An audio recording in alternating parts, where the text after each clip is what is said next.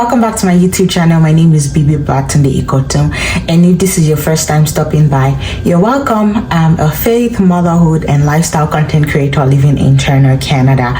So by the topic of today, you know that it's about to be a juicy story time. Let me preface by saying that I am in no way, manner, form, shape a criminal. I cannot be a criminal. I'm a child of God. So this is why when I say I went to court for the first time, you need to understand how stressful this ordeal is. So it all started in the year 2022. I saw this beautiful struck tube stools on Facebook Marketplace. My friend Diane just moved to Canada and she really loved the stool, and I needed stools in my house and she needed stools in the house. So she was like, you know what, let's buy it. It was going for a little bit cheaper than what you would actually get in struck tube. And if you know me, I'm a struck tube girl. My couch is some struck tube, my carpet is some struck tube. I really like struck tube products. It's cute, it has good prices, and it's quality. So I was like, okay, cool. Where are these stools to be picked up?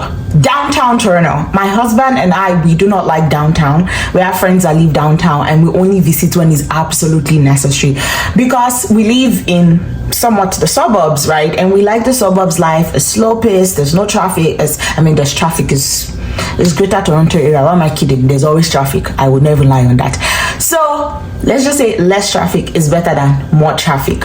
So Diane was like, oh, the stools are to be picked up downtown. Do you mind? I was like, do I mind? Okay, I'm gonna send my husband to go pick them up, like I always do. I send my husband to pick up stuff that I order from Facebook Marketplace, from Carrot, from GG. Anyways, God be with that man. God protect him, because I do be sending him on some questionable errands. So he went and picked it up and came back home all good. Everything is fine. Tell me why a few days later in the mailbox we saw a ticket. What happened, baby? What happened, my dear husband? Turns out that he had allegedly ran a red light and the camera caught him. And did you know that even if the camera caught you, it doesn't mean that you automatically take a ticket? So an officer actually has to go through all the camera footage and send you a ticket. So I don't know what was happening with this officer. I don't know why he chose us. So he sent a ticket. Let me tell you how much that ticket was. 375 Canadian dollars. You may be rich and be thinking, but Bibi, that's not a lot of money. But see, I am not poor, but I'm strategic. $375 to spend on a ticket is bonkers. It is bonkers. It is crazy. I don't know if you can agree, but some of you are rich, so you might be like, oh, that's chicken change. So I was freaking out like, oh my gosh, where are we gonna find this money? La da da da da. This was like fall of 2022. So I reached out to some of my friends that have lived in Canada older than me and asked for their opinion. They're like, oh, you can always just dispute it, like go to court, so that way you can get half of the bill. And I was like, okay, you know what? No problem. So I went online, said that I wanted to go to court and like pretty much put a case in front of a court so that I can get less of the money. So I said, cool. We did that. Fall, winter 2023, spring 2023, fall 2023, winter 2024, then finally spring of 2024. So almost 2 years. I don't know, you guys get the gist. We get a notice to show in the mail. What happened? Remember that ticket you got fall of 2022? It's finally time for you to see a judge. I said, okay, no problem. So the car is registered in my name, so I have to be the one that shows up, even though my husband is the one that committed the offense.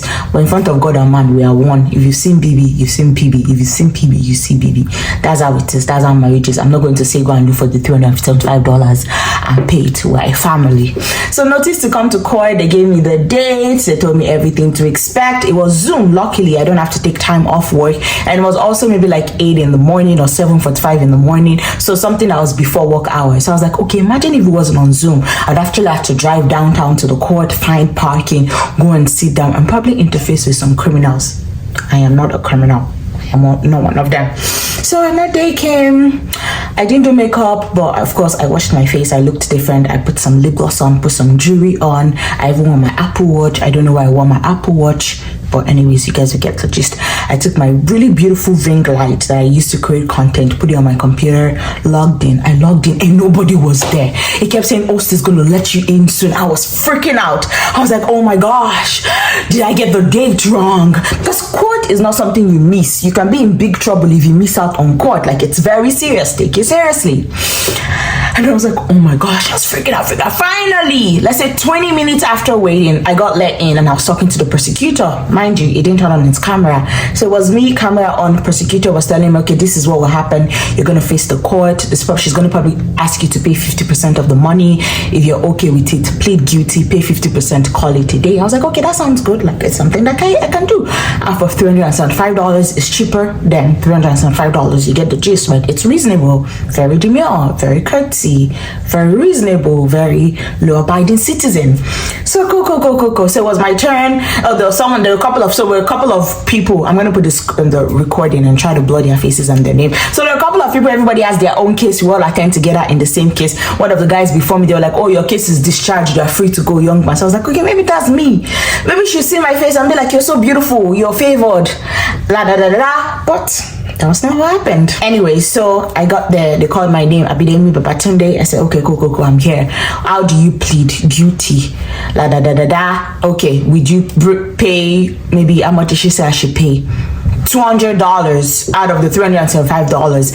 And I spoken to my friend that had recently been to court for this same issue. Her husband was also the one driving, and she told me like, oh, the court told me to pay $100 and they let me go, blah blah blah.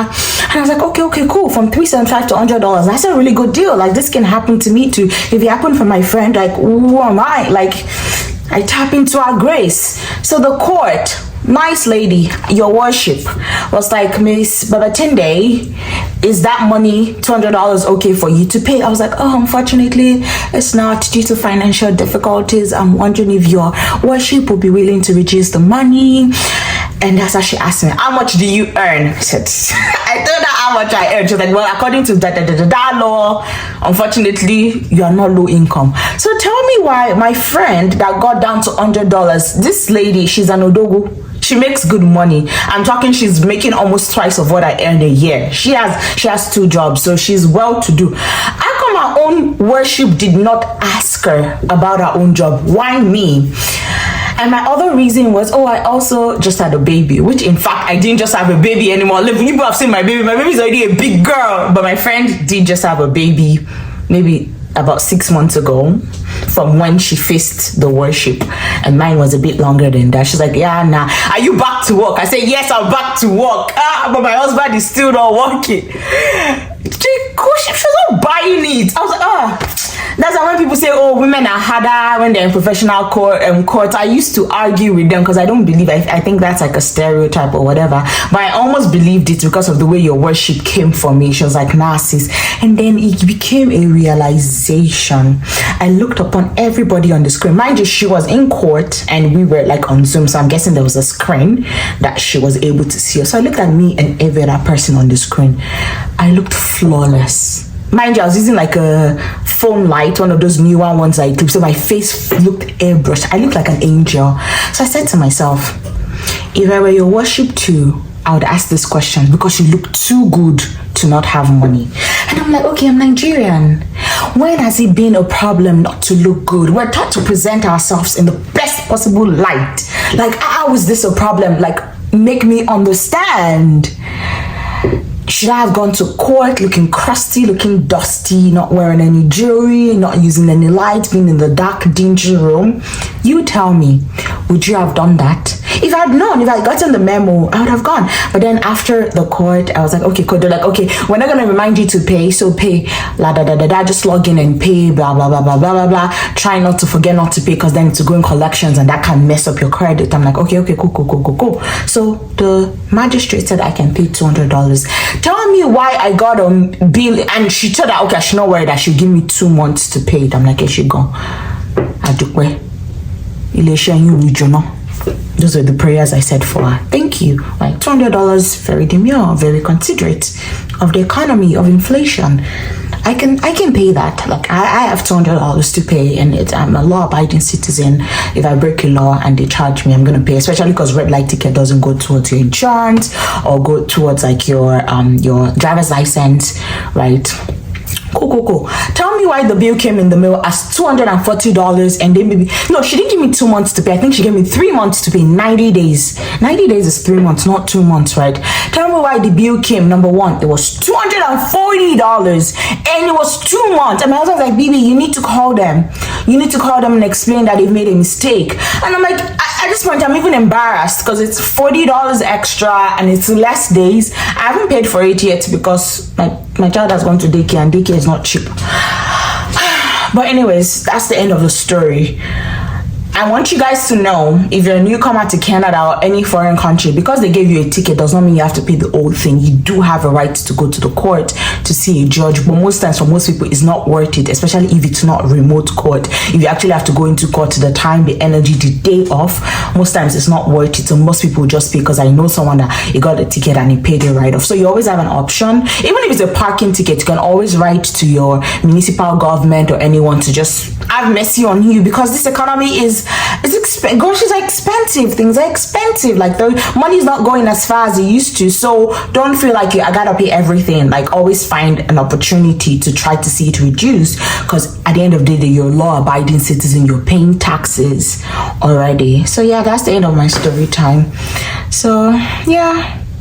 Since then, to the glory of God, I mean, we've never had a parking ticket or a traffic ticket or anything like that, and by God's grace, we would never have such. And my husband is such a very careful, I feel like he's a much more better driver than myself. I'm a great driver, like you can ask anybody that's been in the car with me, but he obeys the speed limit, he obeys everything. I think that was just a one-off because it was downtown Toronto, just in case anyone is feeling judgy in the comments. It's a one-off, probably wouldn't happen again, but I just wanted to share my story, my experience as a newcomer to Canada. Yes, I'm still a newcomer even if I'm a Canadian citizen. You're a newcomer for the first 7 years, in case you didn't know. So if you liked this story time, why don't you hit that subscribe button, find me and follow me on TikTok and Instagram. Till next time, bye.